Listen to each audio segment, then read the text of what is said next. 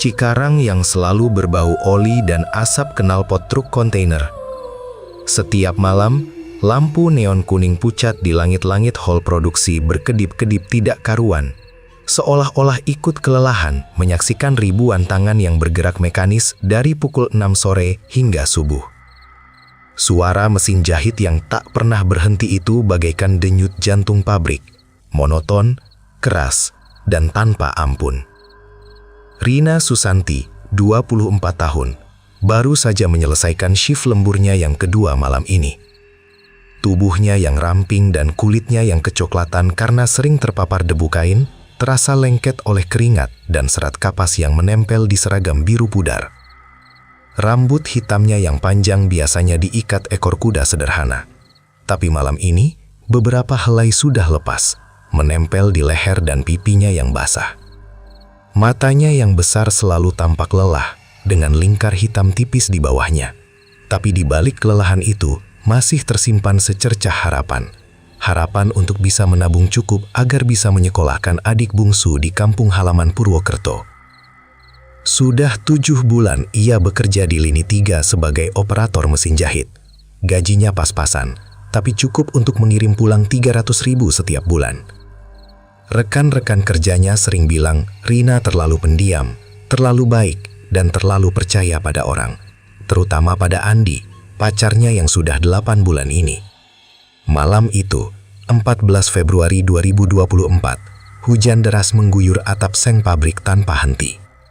Suara gemuruh air hujan bercampur dengan deru mesin yang mulai dimatikan satu persatu.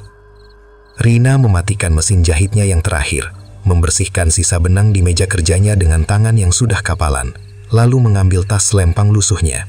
Jam dinding pabrik menunjukkan pukul 1.47 dini hari. Di belakang pintu keluar karyawan, Andi sudah menunggu. Supervisor gudang berusia 28 tahun itu bersandar di motor Beat hitamnya yang catnya sudah banyak terkelupas. Senyumnya lebar, giginya putih bersih, kontras dengan kulitnya yang gelap. Rambutnya pendek rapi dan aroma parfum murahan selalu menempel di bajunya. Di samping Andi berdiri Budi, teman karibnya sejak SMA. Budi adalah karyawan bagian keamanan pabrik. Badannya tinggi besar, perutnya agak buncit, dan selalu menggantung rokok kretek di bibirnya.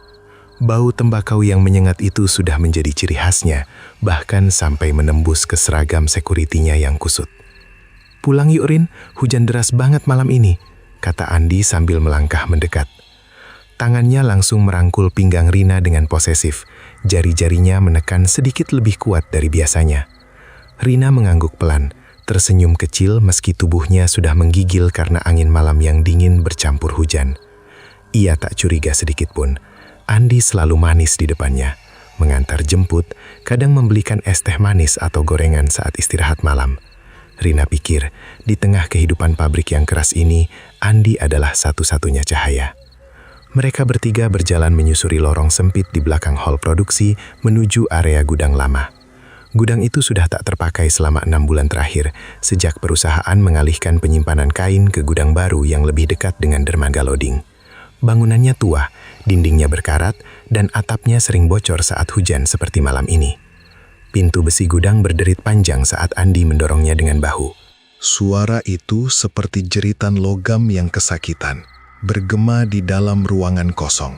Begitu masuk, bau karat yang tajam bercampur dengan aroma oli mesin bekas dan debu tebal langsung menyengat hidung Rina. Udara di dalam terasa lebih dingin dan pengap, seolah-olah gudang ini menyimpan rahasia yang tak ingin dikeluarkan. Hanya satu lampu senter kecil di tangan Andi yang menyala redup. Cahayanya kuning keemasan yang goyah, menerangi tumpukan peti kayu rusak dan gulungan kain bekas yang berserakan di lantai beton yang retak-retak. Rina mengerutkan kening, langkahnya melambat. "Kenapa kita ke sini, Di? Rumahku kan searah gerbang utara. Kalau lewat sini malah muter jauh." Andi tidak langsung menjawab. Ia hanya tertawa pelan. Suaranya rendah dan agak serak, seperti sedang menahan sesuatu yang lucu. Tangannya masih melingkar di pinggang Rina, tapi kini jari-jarinya menekan lebih dalam, seolah tak ingin Rina lepas. Budi yang berjalan di belakang mereka mengunci pintu gudang dengan pelan. Suara kunci berputar itu terdengar jelas di tengah hujan yang menggelegar di luar. "Andi?" Rina mulai merasa ada yang aneh. Jantungnya berdegup sedikit lebih cepat. "Mau apa sih? Aku capek banget, mau langsung pulang tidur." Andi berhenti di tengah gudang, mematikan senternya sejenak sehingga ruangan hampir gelap gulita. Hanya cahaya samar dari lampu darurat di luar yang menyusup lewat celah-celah atap bocor. Hujan masih deras, air menetes dari atap membentuk genangan kecil di lantai. "Aku mau kasih hadiah Valentine spesial buat kamu, Rin," kata Andi akhirnya. Suaranya masih manis, tapi ada nada yang berbeda malam ini. Lebih dingin, lebih tajam, seperti pisau yang baru diasah. Hadiah yang gak bakal kamu lupain seumur hidup. Rina masih berusaha tersenyum, meski kegelapan dan bau pengap mulai membuatnya gelisah. "Hadiah apa? Kok di sini? Besok aja ya, aku beneran capek." Budi yang selama ini diam tiba-tiba tertawa pendek dari belakang. Tawa itu kasar, penuh asap kretek yang masih mengepul dari mulutnya. "Spesial banget, Rin. Lo beruntung punya pacar kayak Andi." Rina menoleh ke belakang. Bayangan Budi yang besar terlihat samar di kegelapan. Untuk pertama kalinya malam itu, firasat buruk menyentuh dadanya. Ia mencoba melepaskan rangkulan Andi, tapi lengan pacarnya justru semakin erat. "Andi, lepasin, aku gak enak badan," katanya. Suaranya mulai bergetar kecil. Andi tidak melepaskan, malah ia menarik Rina lebih dekat hingga wajah mereka hampir bersentuhan. Nafasnya hangat dan berbau rokok. Matanya yang tadinya tampak lembut, kini berkilat aneh di bawah cahaya samar. "Tenang aja, Rin, malam ini kita bertiga aja. Gak ada yang bakal ganggu." Di luar petir menyambar sekali, menerangi sekilas wajah Andi dan Budi. Senyum mereka tidak lagi manis. Itu adalah senyum yang lapar, penuh nafsu yang sudah lama ditahan, dan sesuatu yang jauh lebih gelap. Sesuatu yang akan mengubah malam Valentine biasa menjadi malam terakhir dalam hidup Rina. Hujan semakin deras, dan jeritan pertama belum lagi terdengar. Andi mendorong tubuh Rina dengan kasar hingga punggungnya membentur lantai beton yang dingin dan licin oleh genangan air hujan yang bocor dari atap gudang. Rina terjatuh dengan napas tersengal. Kepalanya membentur pinggir peti kayu rusak. Rasa sakit yang tajam menjalar di tengkuknya. Tapi ia masih berusaha bangkit sambil tersenyum bingung. Pikirannya belum mampu mencerna apa yang sedang terjadi. Sakit, gumamnya pelan. Suaranya masih penuh kepercayaan yang naif. Budi langsung berbalik dan mengunci pintu besi gudang dari dalam dengan 2 kali putaran kunci belat. Suara klik logam itu bergema seperti vonis mati di ruangan pengap. Cahaya senter Andi yang diletakkan di lantai hanya memberikan penerangan samar. Cukup untuk melihat wajah-wajah yang berubah drastis dalam hitungan detik. Andi tidak lagi tersenyum manis. Matanya menyipit dingin, bibirnya melengkung ke bawah penuh penghinaan. Ia berlutut di atas Rina. Tangan kirinya mencengkram rahang gadis itu kuat-kuat hingga pipinya memerah. "Diam lo," desis Andi tepat di depan wajah Rina. "Lo pikir gue beneran sayang sama lo? Lo cuma pelampiasan doang, barang murahan yang gue pakai buat ngebasmi nafsu. Tiap hari lo cuma bikin gue muak dengan sikap lo yang sok polos itu." Tamparan keras melayang ke pipi kiri Rina. Suara tamparan itu nyaring, meninggalkan bekas merah membara di kulitnya. Kepala Rina tersentak ke samping, rasa panas dan perih langsung menyebar. Air matanya langsung merebak. Tapi ia masih berusaha menggeleng. Suaranya bergetar.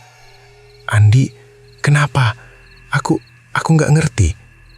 Budi tertawa serak dari belakang. Suaranya seperti geraman binatang. Ia membuka resleting celananya dengan satu tangan sambil merokok kretek yang masih menyala. Abunya jatuh ke lantai. Bau tembakau yang menyengat, bercampur dengan bau karat dan oli, semakin membuat udara gudang terasa mencekik. "Lucu banget lo, Rin. Pacar lo sendiri yang ngejual lo ke gue. Katanya lo masih perawan di bawah sana. Padahal tiap malam lo pasti basah nunggu dia," ejek Budi sambil melangkah mendekat. Mereka bergerak cepat. seperti predator yang sudah lama merencanakan. Andi merobek kancing seragam biru Rina satu persatu dengan kasar, hingga kainnya sobek berderak. Budi menarik celana panjang seragamnya hingga robek di bagian paha. Bra putih sederhana Rina disobek paksa. Tali tipisnya putus dengan suara kecil yang menyedihkan. Celana dalamnya yang sudah basah oleh air hujan dan keringat ditarik paksa hingga robek di pinggir. Rina meronta sekuat tenaga. Kakinya menendang-nendang, tangannya mencakar lengan Andi hingga meninggalkan goresan berdarah. "Jangan, tolong aku," jeritnya pecah. Tangan Andi langsung menutup mulut Rina dengan telapak yang besar dan kasar. Bau oli dan keringatnya menyumbat hidung gadis itu. Rina meronta semakin liar.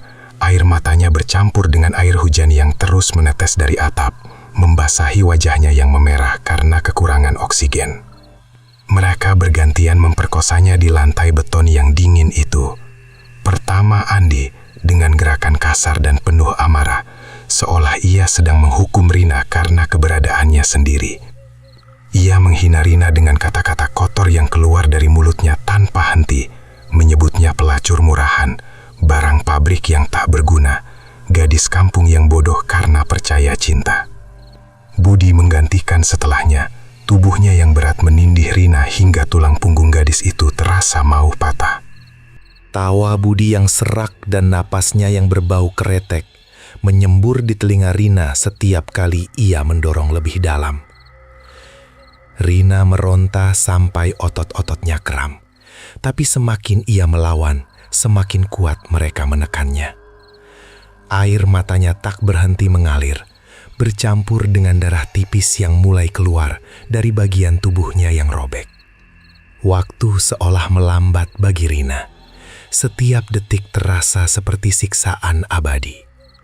Ia memikirkan adiknya di kampung, ibunya yang menunggu kiriman uang, mimpi-mimpinya yang sederhana untuk punya rumah kecil. Semua itu hancur dalam hitungan menit di gudang yang pengap ini. Tiba-tiba Andi bangkit, matanya berkilat penuh kegilaan yang sudah tak terkendali. Ia berjalan ke sudut gudang, mengambil linggis berkarat yang biasa digunakan untuk membuka peti barang berat. Ujung linggis itu runcing dan penuh karat hitam, panjangnya hampir 1 meter. Cahaya senter memantul di permukaannya yang basah oleh air hujan. "Lo terlalu ribut, Rin," kata Andi dengan suara rendah yang penuh kegembiraan mengerikan. "Gue mau tutup mulut lo selamanya, biar lo nggak bisa cerita ke siapapun." Budi tertawa puas sambil memegangi kedua kaki Rina dan membukanya lebar-lebar hingga otot paha gadis itu terasa mau robek. Rina menggeleng-gelengkan kepala dengan putus asa, matanya membelalak ketakutan. Ia mencoba berteriak, tapi suaranya hanya keluar sebagai erangan lemah di balik telapak Andi yang masih menutup mulutnya. Andi mengarahkan ujung linggis yang dingin dan berkarat tepat ke kemaluan Rina yang sudah berdarah dan robek parah. Ia menekan perlahan dulu, menikmati momen itu. Lalu dengan satu hentakan kuat dan brutal, linggis itu didorong masuk. Jeritan Rina pecah memecah udara gudang yang pengap. Suaranya bukan lagi jeritan manusia biasa. Itu adalah raungan kesakitan murni yang memecah telinga, bergema di dinding-dinding besi berkarat. Linggis terus didorong tanpa ampun, merobek daging lembut, menghancurkan rahim, menembus usus dan perut, lalu terus naik hingga menembus diafragma dan akhirnya tembus ke dada. Tulang rusuk Rina retak dengan suara keras yang basah, seperti ranting kayu yang dipatahkan. Darah segar menyembur keluar dari mulut Rina dalam semburan hitam kemerahan, mengalir deras di dagunya dan bercampur dengan air hujan di lantai. Matanya membelalak lebar, pupilnya melebar karena syok dan rasa sakit yang tak terbayangkan. Tubuhnya kejang-kejang hebat selama hampir 30 detik. Kakinya menendang-nendang tanpa kendali, jari-jarinya mencakar lantai beton hingga kuku-kukunya patah dan berdarah. Setiap detik terasa seperti api neraka yang membakar dari dalam tubuhnya. Akhirnya, tubuh Rina menjadi kaku. Gerakan kejangnya melambat, lalu berhenti sama sekali. Matanya yang tadinya penuh teror kini kosong, menatap langit-langit gudang yang bocor tanpa melihat apapun lagi. Andi mencabut linggis itu dengan satu tarikan kuat. Suara basah yang mengerikan terdengar, seperti kain basah yang disobek paksa, bercampur dengan bunyi daging yang robek. Darah menyembur lagi dari lubang menganga yang tercipta, mengalir deras di lantai beton dan membentuk genangan hitam pekat. Budi hanya tertawa puas sambil mengusap keringat di dahinya. Mantap, Di. Lo beneran gila. Mereka berdiri sebentar, melihat mayat Rina yang telanjang dan berlumuran darah. Lubang mengerikan menganga dari antara kedua kakinya hingga ke dada. Daging dan organ dalamnya terlihat samar di bawah cahaya senter yang goyah. Wajah Rina pucat pasi, bibirnya biru, dan darah masih menetes pelan dari sudut mulutnya. Tanpa sepatah kata pun lagi, Andi dan Budi berjalan ke pintu. Mereka mengunci gudang dari luar dengan tenang, seolah malam itu hanyalah malam biasa di pabrik. Motor Beat Andi dinyalakan. Suara knalpotnya hilang ditelan deru hujan deras. Mereka pergi meninggalkan gudang yang kini sunyi, kecuali suara air hujan yang terus menetes ke genangan darah di lantai. Di dalam kegelapan, mayat Rina tergeletak diam. Tapi jeritan itu seolah tak pernah benar-benar berhenti. Ia masih bergema di udara pengap gudang, menunggu saatnya untuk kembali. Mayat Rina ditemukan tepat 3 hari setelah malam Valentine yang mengerikan itu. Pada pagi 17 Februari 2024, petugas kebersihan senior bernama Pak Joko yang biasa membersihkan area gudang lama adalah orang pertama yang membuka pintu besi berkarat itu. Bau busuk yang menyengat langsung menyambar hidungnya seperti tinju tak terlihat. Bau daging yang sudah membusuk bercampur dengan aroma darah kering, oli mesin, dan air hujan yang masih menggenang di langkai. Pak Joko mundur 2 langkah, muntah di tempat, lalu berlari sambil berteriak memanggil satpam. Dalam hitungan menit, seluruh pabrik PT Surya Abadi dilanda kepanikan. Buruh-buruh yang baru datang untuk shift pagi berkerumun di luar gudang. Wajah mereka pucat pasi. Beberapa perempuan menangis histeris, yang lain hanya diam membeku. Mayat Rina tergeletak tepat di tengah gudang. Telanjang bulat, kulitnya sudah berubah warna menjadi abu-abu kehitaman karena pembusukan. Lubang mengerikan yang menganga dari antara kedua kakinya hingga ke dada terlihat jelas. Daging di sekitarnya sudah menghitam dan mengeluarkan cairan kental berbau anyir. Darah yang pernah menggenang kini menjadi kerak hitam yang lengket di lantai beton. Wajah Rina yang dulu lembut kini kaku, dengan mata setengah terbuka. Pupilnya yang kusam menatap kosong ke langit-langit. Bibirnya yang biru masih sedikit terbuka, seolah jeritan terakhirnya masih tersangkut di tenggorokan yang sudah dingin.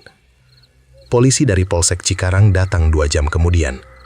Mereka memasang garis polisi kuning, memotret dari segala sudut, dan mengumpulkan bukti dengan wajah-wajah muram. Kasus ini langsung diklasifikasikan sebagai pembunuhan sadis berlatar kekerasan seksual. Linggis berkarat yang menjadi senjata pembunuh ditemukan tergeletak beberapa meter dari mayat, masih berlumuran darah kering dan potongan jaringan.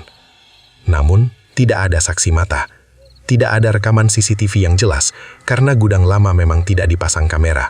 Hanya 1 lampu senter kecil yang ditinggalkan di lantai, baterainya sudah hampir habis. Andi dan Budi muncul di antara kerumunan buruh dengan ekspresi yang sangat meyakinkan. Andi memasang wajah syok yang sempurna, matanya berkaca-kaca saat melihat mayat pacarnya. Ia bahkan berlutut di luar garis polisi, berpura-pura menangis sambil berkata, "Siapa yang tega lakuin ini sama Rina?" Dia gadis baik, gak punya musuh. Budi, dengan tubuh besarnya, ikut menggeleng-gelengkan kepala dan menawarkan diri untuk membantu mencari pelaku misterius. Mereka berdua bahkan bergabung dengan tim pencarian informal yang dibentuk buruh pabrik, berjalan mengelilingi kawasan industri sambil bertanya ke sana kemari. Tidak ada seorang pun yang curiga. Andi tetap datang kerja seperti biasa. Budi tetap ronda malam dengan senyum yang sama. Hanya sesekali, di malam hari, Andi akan terbangun dengan keringat dingin, tanpa tahu alasan. Malam itu, tepat pukul 2.14, waktu yang sama ketika Rina mengembuskan napas terakhirnya. Udara di dalam gudang yang sudah disegal polisi, tiba-tiba berubah. Suhu jatuh drastis, menusuk hingga ke tulang.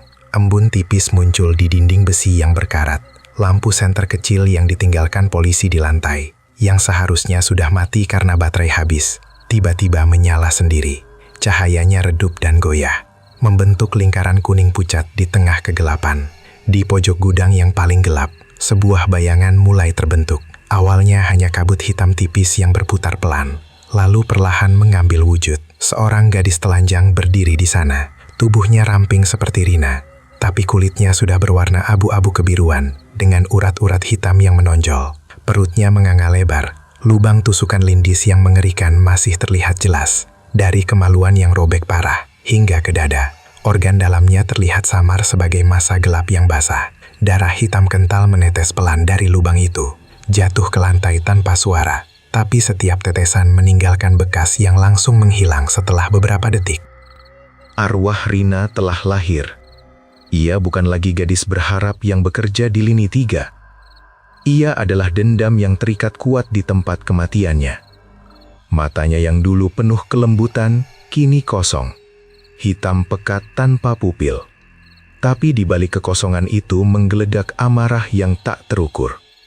Bibirnya yang robek di sudut-sudutnya bergerak pelan, seolah mencoba mengucapkan kata-kata yang tertahan selama 3 hari di alam kematian.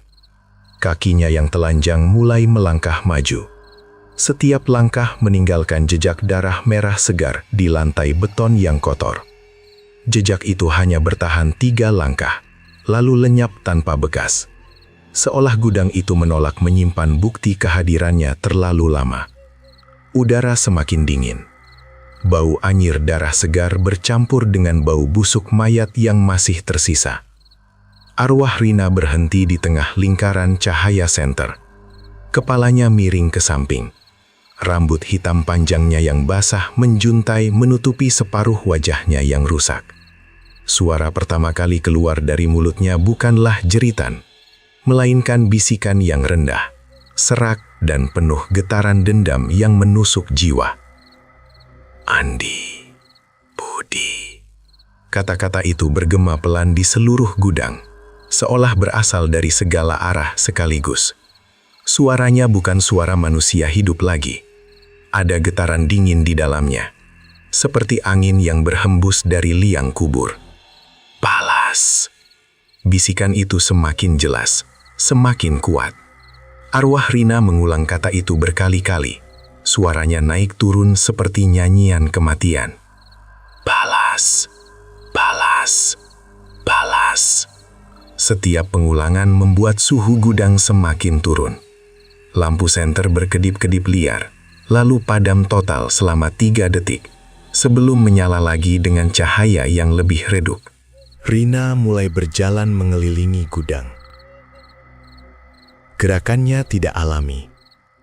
Kakinya melayang beberapa senti di atas lantai. Tubuhnya sedikit miring ke kiri karena lubang di dada yang mengganggu keseimbangan rohnya. Tangan kirinya terulur. Jari-jarinya yang panjang dan kurus bergerak-gerak, seolah mencari sesuatu untuk dicengkram. Di tempat ia berjalan, genangan air hujan yang tersisa berubah menjadi merah darah sesaat, lalu kembali jernih. Ia berhenti di depan tempat di mana tubuhnya dulu tergeletak. Di sana, bayangan samar tubuh Rina yang masih hidup muncul sebentar. Gadis yang meronta, yang menjerit, yang memohon ampun. Lalu bayangan itu lenyap, digantikan oleh arwah yang berdiri tegak. Matanya yang hitam pekat kini menyala dengan cahaya merah samar di kedalaman pupilnya. Dendam itu sudah sepenuhnya menguasai. Rina mengingat setiap detik. Rangkulan Andi yang dulu terasa hangat. Tawa Budi yang serak. Tamparan keras. Robekan kain. rasa sakit yang tak terbayangkan saat linggis masuk, dan tawa mereka yang masih terngiang saat mereka pergi meninggalkannya mati. Arwah itu mengangkat tangan kanannya. Di telapak tangannya yang transparan, muncul bayangan linggis yang sama, berkarat, berlumuran darah, dan ujungnya masih menetes. Ia menggenggamnya erat, lalu mengayunkannya pelan ke udara kosong. Suara angin menderu di dalam gudang yang tertutup rapat. Andi, kamu yang pertama menusuk aku dengan cinta palsu. Sekarang aku akan menusukmu dengan kebenaran. Budi, kamu yang memegangi kakiku agar aku tak bisa lari. Sekarang aku akan memegangi lehermu selamanya. Suara Rina semakin lantang, bukan lagi bisikan. Itu adalah janji yang dingin dan pasti. Arwahnya terikat kuat di gudang ini. Tidak bisa pergi jauh karena kematiannya yang penuh kekerasan dan pengkhianatan telah menciptakan rantai tak kasat mata. Ia bisa muncul di lini 3, di belakang pabrik, bahkan di warung makan buruh. Tapi pusat kekuatannya tetap di gudang lama ini. Malam semakin larut. Di luar gudang, hujan mulai turun lagi. Sama derasnya seperti malam pembunuhan. Di dalam, arwah Rina berhenti di depan pintu besi yang terkunci. Ia meletakkan telapak tangannya di permukaan logam dingin. Jejak tangan berlumuran darah hitam muncul sesaat, lalu menghilang. Balas dendamku baru saja dimulai, bisiknya pada kegelapan. Lampu senter padam total. Gudang kembali sunyi. Tapi di dalam kegelapan yang pekat, sesuatu yang baru lahir telah bangun. Dan ia tidak akan tidur lagi, hingga dendamnya terbayar lunas. Seminggu setelah penemuan mayat Rina, pabrik PT Surya Abadi mencoba kembali ke ritme normal, meski udara di seluruh kawasan industri terasa lebih berat. Shift malam pada tanggal 24 Februari 2024 dimulai seperti biasa. Tapi suasana di hall produksi lini 3 sangat berbeda. Mesin jahit yang dulu dioperasikan Rina kini dijalankan oleh pekerja baru. Seorang gadis desa bernama Siti Aminah, 22 tahun, yang dipindahkan dari lini 2 karena kekurangan tenaga. Siti adalah teman dekat Rina semasa hidup. Mereka sering berbagi bekal makan malam, saling curhat tentang gaji yang pas-pasan, dan tertawa kecil saat istirahat di belakang pabrik. Kini, Siti duduk di kursi yang sama. Tangannya gemetar setiap kali menyentuh benang, seolah merasakan kehadiran hantu di mesin itu. Malam itu, hujan kembali turun. Lebih ringan dari malam Valentine, tapi cukup untuk membuat udara dingin dan lembab. Jam menunjukkan pukul 12:30 dini hari saat Siti memutuskan keluar untuk merokok. Ia berdiri di bawah kanopi belakang pabrik. Rokok kretek murahan menyala di antara jari-jarinya yang kasar. Asap putih mengepul pelan, bercampur dengan kabut tipis yang muncul dari genangan air. Siti menghela napas panjang. Pikirannya melayang pada Rina. Ia masih ingat senyum lelah temannya itu. Cara Rina selalu berbagi cerita tentang pacarnya yang baik hati. Tiba-tiba mata Siti tertuju ke arah lampu jalan di ujung lorong belakang pabrik, sekitar 50 meter dari tempatnya berdiri. Di bawah cahaya neon kuning yang berkedip lemah, seorang gadis berdiri tegak. Gadis itu telanjang bulat. Tubuh rampingnya basah oleh darah segar yang mengalir pelan dari kepala hingga kaki. Rambut hitam panjangnya menempel di kulit abu-abunya, menutupi separuh wajah. Yang paling mengerikan adalah lubang menganga di tubuhnya. Sebuah luka lebar dan dalam yang membentang dari antara kedua paha hingga ke dada. Daging di sekitarnya robek tidak beraturan. Organ dalamnya terlihat samar sebagai massa gelap yang basah dan mengkilap. Darah hitam kental menetes terus-menerus dari lubang itu, membentuk genangan di aspal basah di bawah kakinya. Meski jarak cukup jauh, Siti bisa melihat detail itu dengan jelas, seolah cahaya lampu sengaja memperbesar horor di depannya. Siti membeku.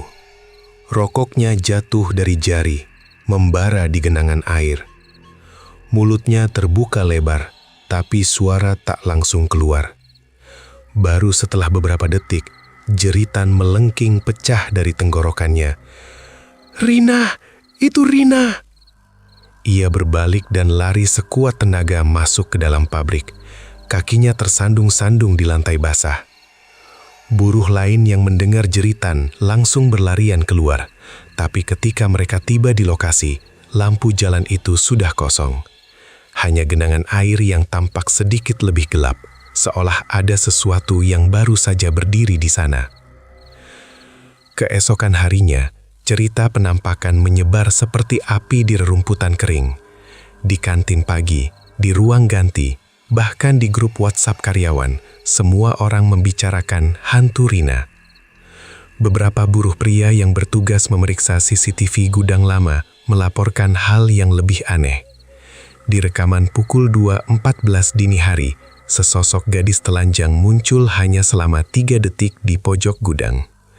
Tubuhnya transparan, lubang tusukan di dada dan kemaluannya terlihat jelas meski gambarnya buram. Lalu layar CCTV tiba-tiba hitam total selama 10 detik sebelum kembali normal. Tidak ada suara, tidak ada gerakan lain, hanya bayangan itu yang muncul dan lenyap begitu saja. Teknisi IT pabrik memutar ulang rekaman berkali-kali, tapi tidak menemukan manipulasi. Mereka hanya bisa menggelengkan kepala dan bilang, mungkin glitch karena hujan. Andi mulai gelisah sejak mendengar cerita Siti. Ia yang biasanya tenang dan berwibawa sebagai supervisor gudang, kini sering melamun di ruang kerjanya. Tangannya yang memegang laporan stok barang mulai gemetar tanpa alasan. Setiap kali melewati gudang lama yang masih disegel, ia merasa ada yang mengawasinya dari balik pintu besi. Malam itu, saat ia mendapat tugas patroli sendirian di area gudang karena Budi sedang cuti mendadak, kegelisahan itu mencapai puncaknya. Andi berjalan menyusuri lorong gudang dengan senter besar di tangan. Cahaya putih terang menyapu dinding berkarat dan tumpukan peti kayu rusak. Udara terasa lebih dingin dari biasanya, meski AC gudang sudah dimatikan. Ia berusaha menguatkan diri dengan mengingat bahwa semua itu hanya cerita buruh histeris. Rina sudah mati, gumamnya pelan pada dirinya sendiri. Mayatnya sudah dikubur di Purwokerto. Tapi saat ia berdiri tepat di tengah gudang, di tempat di mana ia dulu mendorong Rina ke lantai, suara bisikan lembut terdengar tepat di telinga kanannya.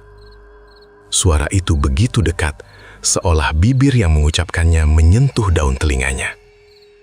"Kamu yang pertama tusuk aku, dengan cinta palsu yang manis." Andi menoleh cepat, senternya menyapu seluruh ruangan. Tidak ada siapa-siapa, hanya kegelapan dan bau karat yang biasa. Jantung yang berdegup kencang, ia mencoba tertawa gugup. "Siapa itu? Keluar lo!" Bisikan itu datang lagi, kali ini dari telinga kirinya. Lebih jelas dan penuh dendam. "Sekarang giliran aku tusuk kamu. Pelan-pelan, sampai kamu merasakan apa yang aku rasakan." Andi mundur 2 langkah, punggungnya membentur tumpukan peti. Keringat dingin membasahi punggungnya meski udara sangat dingin. Ia berlari keluar dari gudang, napasnya tersengal-sengal. Sepanjang malam itu, ia tak berani masuk lagi. Malam harinya, di rumah kontrakan sederhananya di pinggir kawasan industri, Andi sulit tidur. Ia minum obat tidur 2 butir, berharap bisa istirahat. Tapi mimpi datang tepat pukul 2.14. Dalam mimpi itu, kamarnya gelap gulita. Rina naik ke ranjangnya perlahan, tubuhnya telanjang dan basah darah. Kulitnya dingin seperti es saat menyentuh dada Andi. Ia duduk tepat di atas dada Andi, Beratnya tidak seperti manusia biasa, seperti beban batu nisan yang menindih tulang rusuk. Lubang menganga di dada Rina, tepat berada di depan wajah Andi. Darah hitam kental menetes pelan ke mulutnya yang terbuka karena terkejut. Rasa anyir dan asin darah itu memenuhi lidahnya. Andi mencoba berteriak, tapi suaranya tak keluar. Rina menekan tubuhnya lebih rendah. Lubang dada yang robek itu menutupi mulut dan hidung Andi sepenuhnya, membuatnya tak bisa bernapas. Bau busuk daging mati dan darah segar menyumbat tenggorokannya. Ia meronta hebat. Tangannya mencakar udara. Kakinya menendang selimut hingga jatuh ke lantai. Andi terbangun dengan jeritan keras. Tubuhnya kejang-kejang diranjang. Mulutnya penuh rasa anyir seolah benar-benar menelan darah. Ia berlari ke kamar mandi, muntah berulang kali ke wastafel.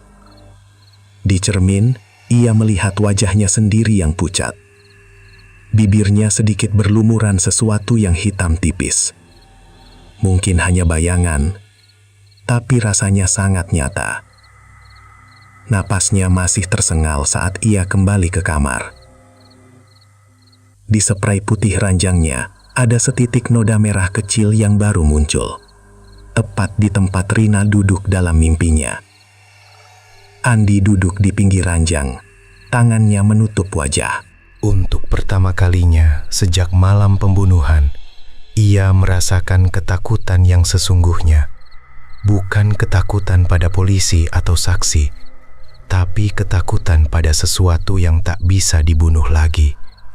Sesuatu yang kini mulai menunjukkan wujudnya secara terang-terangan. Di pabrik, Siti yang masih trauma memutuskan untuk pindah shift ke pagi. Tapi cerita penampakan pertama itu baru permulaan. Malam-malam berikutnya, semakin banyak buruh yang melihat bayangan gadis telanjang di lorong-lorong gelap, di sudut gudang, bahkan sekilas di jendela ruang produksi. Dan setiap penampakan selalu diikuti bisikan yang sama, pelan tapi jelas. Balas, balas dendamku. Andi tahu arwah Rina tidak lagi puas hanya muncul di gudang. Ia mulai mendekat. Dan ia datang bukan untuk menakut-nakuti saja. Ia datang untuk menagih. Budi Santoso, pria bertubuh besar yang biasanya tak pernah gentar menghadapi apapun, mulai merasakan retakan pertama dalam ketenangannya justru lebih awal dari Andi. Sebagai karyawan keamanan pabrik, ia terbiasa dengan malam-malam gelap, suara aneh dari mesin, dan ancaman fisik dari buruh mabuk. Tapi teror yang datang kali ini bukan sesuatu yang bisa dihadapi dengan pentungan atau ancaman. Ia muncul secara halus, lalu menggerogoti akal sehatnya dari dalam. Malam itu, 3 Maret 2024, Budi duduk di warung tenda sederhana bernama Warung Mbok Sumi yang terletak hanya 200 meter dari gerbang belakang pabrik. Warung itu selalu ramai pada jam istirahat malam. Aroma gorengan dan kopi tubruk bercampur dengan asap rokok kretek yang pekat. Budi sedang meneguk es teh manis yang sudah keempat kalinya. Tangannya yang besar memegang gelas plastik dengan erat. Pikirannya sedang melayang pada uang yang ia terima dari Andi sebagai hadiah diam setelah kejadian di gudang. Ia tersenyum sendiri, menganggap semuanya sudah selesai. Rina hanyalah gadis kampung yang bodoh, dan mayatnya sudah dikubur jauh di Purwokerto. Tiba-tiba seorang gadis mendekat dari arah lorong gelap di samping warung. Ia berjalan pelan, langkahnya ringan seperti tidak menyentuh tanah. Wajahnya persis Rina, hidung kecil, mata besar, bibir yang dulu selalu tersenyum malu-malu. Tapi kulitnya sekarang berwarna abu-abu pucat seperti mayat yang sudah 3 hari, dengan urat-urat hitam yang samar terlihat di bawah permukaan.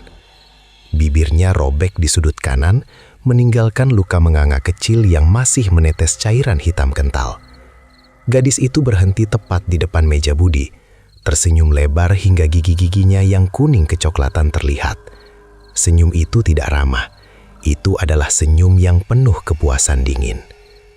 "Kamu yang pegang kaki aku waktu linggis masuk," katanya dengan suara lembut, hampir seperti bisikan sayang. "Kamu yang buka lebar-lebar supaya Andi bisa dorong lebih dalam. Sekarang, aku pegang kamu." Budi tersedak es tehnya. Gelas jatuh dari tangannya, pecah di lantai warung. Mbok Sumi dan beberapa pelanggan menoleh heran. Budi bangkit dengan cepat, kursinya terjungkal. "Siapa lo? Jangan deket-deket gue," teriaknya. Suaranya pecah karena ketakutan.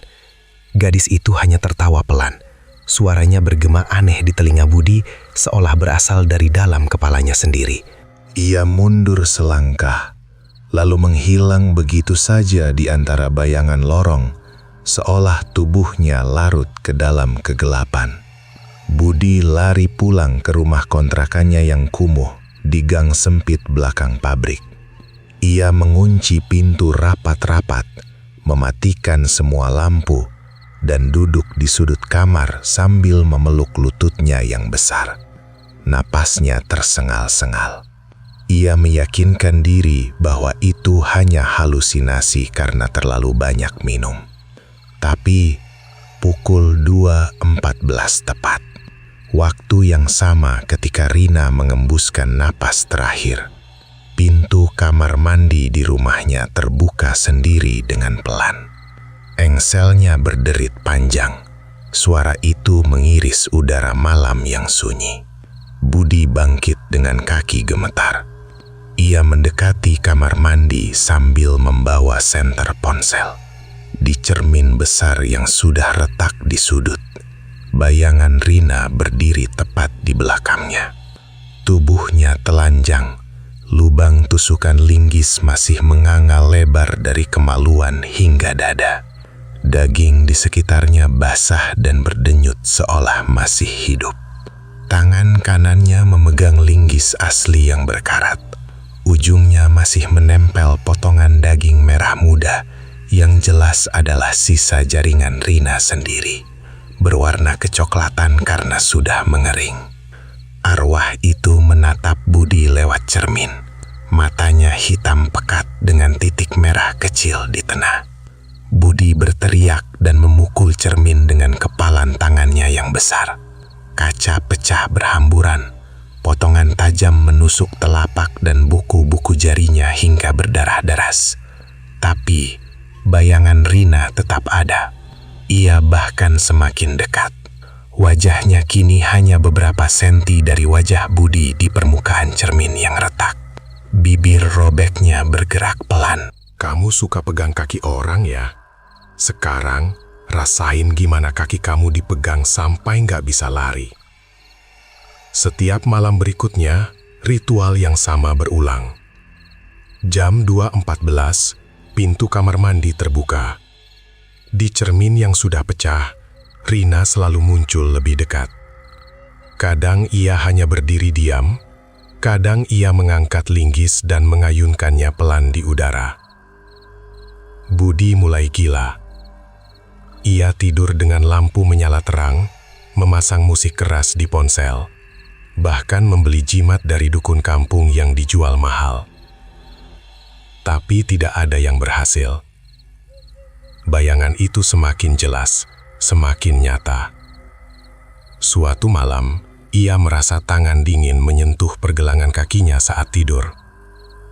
Saat bangun, ada bekas memar ungu di kedua mata kakinya, seolah dicengkram kuat oleh 5 jari.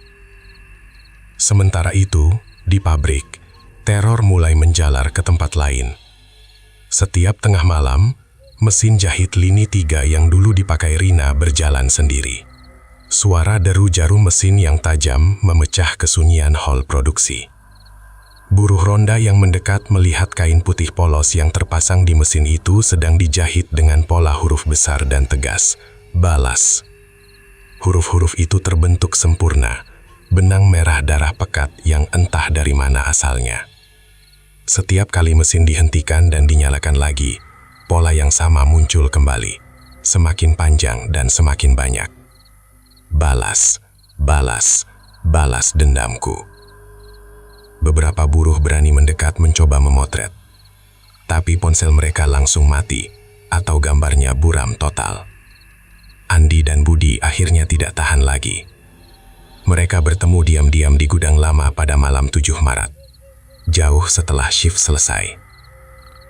Pintu besi yang masih disegel polisi, mereka buka paksa dengan kunci cadangan yang Andi simpan.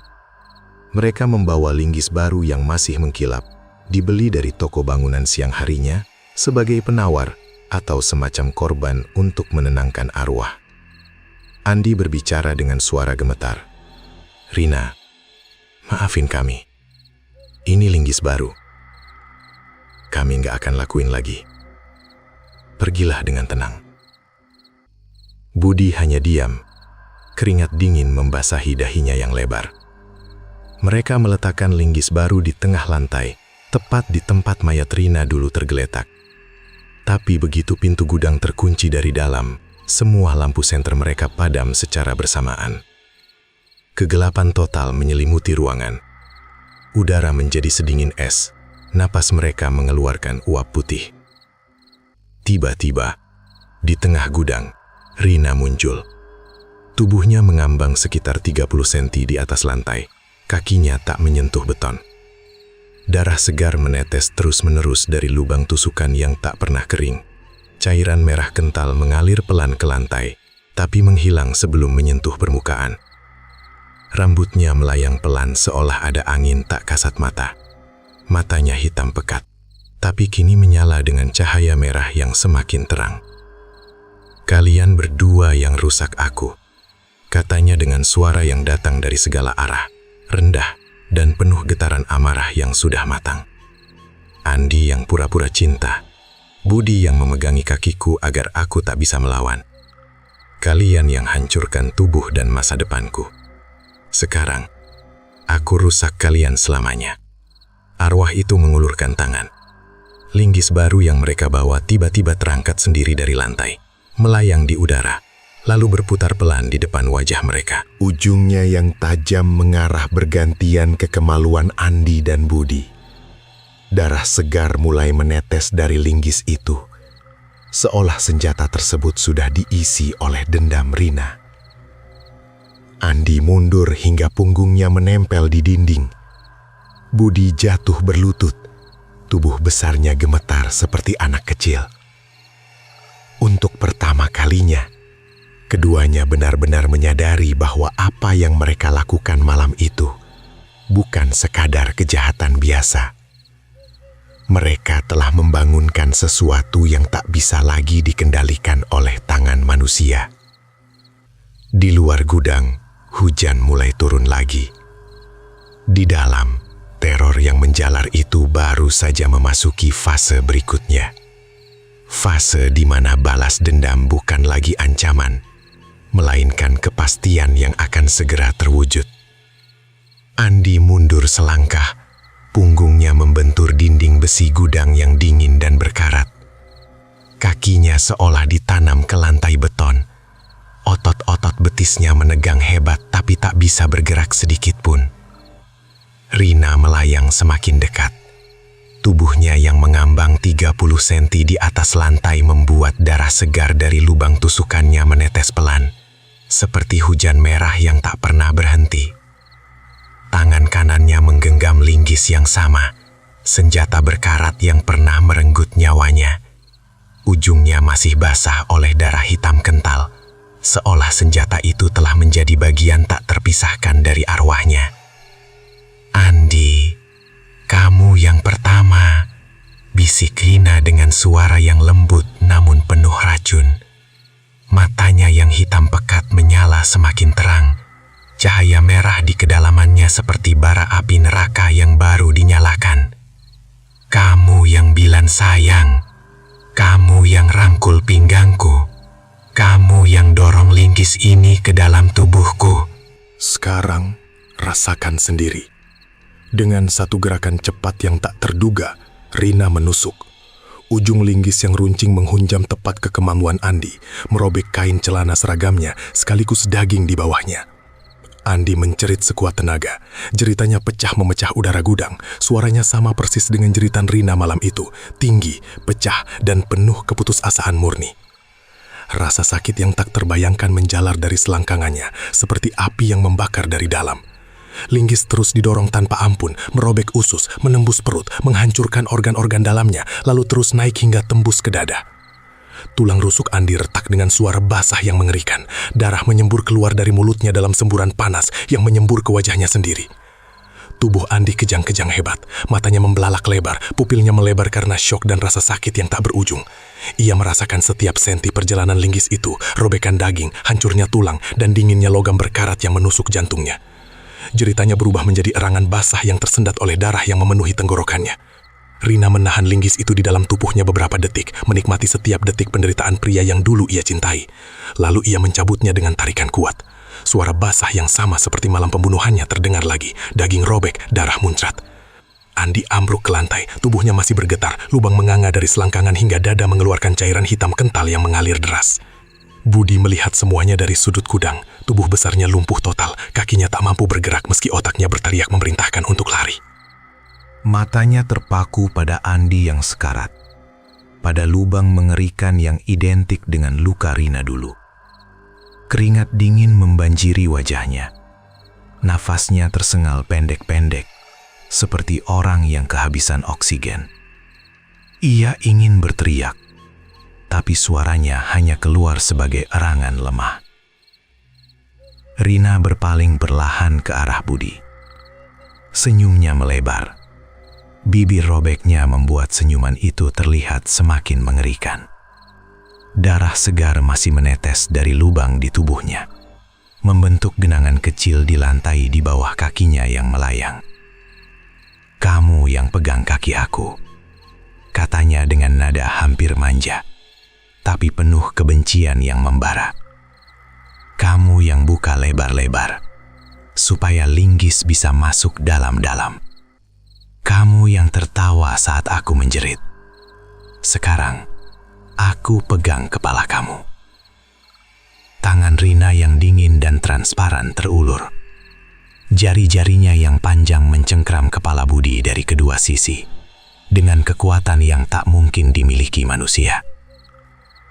Budi merasakan dingin yang menusuk tulang tengkoraknya. Rina memutar kepala itu perlahan, 180 derajat. Suara tulang leher yang patah terdengar jelas. Krek yang basah dan lambat, seperti ranting kayu hijau yang dipatahkan dengan sengaja. Leher Budi berputar hingga wajahnya sekarang menghadap ke belakang. Tulang belakangnya hancur di bagian servikal. Tapi Rina tidak membunuhnya langsung. Ia membiarkan Budi hidup dalam siksaan abadi itu. Mata Budi kini selamanya melihat ke belakang. Pupilnya yang ketakutan terpaku pada sosok Rina, yang selalu berada di belakangnya, tersenyum dengan lubang dada yang menganga. Budi mencoba berteriak, tapi suaranya hanya keluar sebagai desisan aneh, karena posisi tenggorokannya yang terpelintir. Setiap detik, ia melihat Rina tepat di belakangnya. Wajah abu-abu, bibir robek, dan linggis yang masih menetes darah.